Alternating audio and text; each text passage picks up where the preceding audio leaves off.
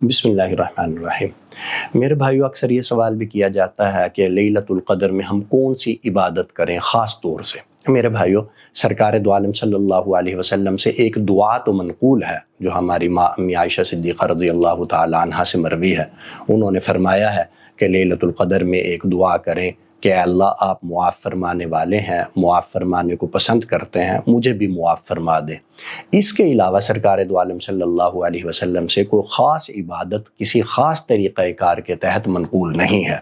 اس لیے میرے بھائیو، تمام عبادات کر لینی چاہیے۔ انسان تھوڑی سی تلاوت کر لے، انسان تھوڑے سے نوافل پڑھ لے، مثلا صلاۃ التسبیح پڑھ لے، یا ویسے عام نوافل انسان ادا کر لے، تھوڑا سا صدقہ دے دے، تھوڑا سا ماں باپ کی خدمت کر لے، ہر عبادت تھوڑا سا ذکر اذکار کر لے، تھوڑا درود شریف پڑھ لے، تھوڑا سا استغفار کر لے، ہر عبادت جو ہے وہ تھوڑی تھوڑی ضرور کر لے، تاکہ اللہ تبارک و تعالی ہر عبادت کا ثواب ہمیں نصیب فرمائے۔ السلام علیکم۔